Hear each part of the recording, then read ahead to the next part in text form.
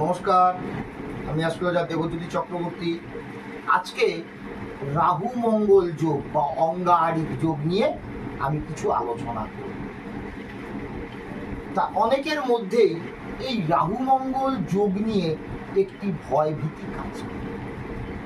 তা মঙ্গল আর রাহু যে যোগ, এইটা খুব একটা শুভ যোগ নয়। যে কোনোভাবে যদি রাহু আর মঙ্গল একসঙ্গে অবস্থান করছে তাহলে অঙ্গারিক যোগ তৈরি করছে। এই যে অঙ্গারিক যোগ থাকলে জাতকের জীবন মানহানি, রক্তারক্তি, থানা পুলিশ এবং গুপ্ত শত্রু আততায়ী দ্বারা আক্রান্ত হওয়ার ভয় থাকে। এবং এই যে যদি কারণ এই অঙ্গারিক যোগ থাকে তাহলে জাতকের মারামারির মাধ্যমে ক্ষতিগ্রস্ত হওয়ার একটা ভয় ভীতি কাজ করে। আবার আগুন লেগে যাওয়ার বা আগুন থেকে ভয়, তাহলে জাতকের ওই আগুন থেকে একটা ভয়ের ব্যাপার তৈরি করে এই অঙ্গারিক যোগ থাকে। এইবারে বিষয় হচ্ছে এই অঙ্গারিক যোগ জাতকের ক্ষেত্রে কতটা ক্ষতি করে। তাইলে লগ্ন সাপেক্ষে এই মঙ্গল জাতকের ক্ষেত্রে শুভ না অশুভ এটা বিচার করে বার করতে হবে।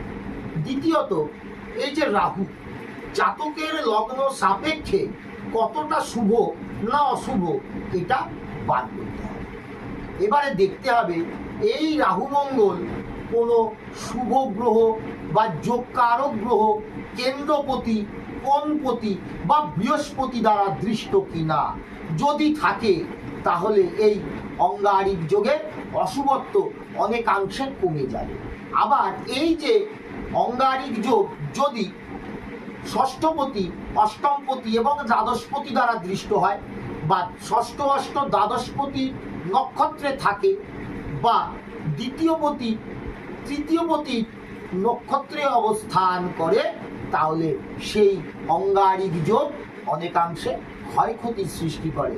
আবার এই রাহু মঙ্গল যোগ যদি শনি দ্বারা দৃষ্ট হয়ে গেল তাহলেও কিন্তু এই জাতকের মধ্যে এই অঙ্গারিক যোগের অশুভ ক্ষমতা অনেকাংশে বৃদ্ধি করে, যার ফলে এই অগ্নি ভয়, গুন্ডা মস্তান ইত্যাদির দ্বারা ভয় ভীতি এবং বন্ধু বান্ধবের সাথে মারামারি, অশান্তি, পাড়া প্রতিবেশীর সাথে মারামারি, মামলা মোকদ্দমা এবং অগ্নি ভয়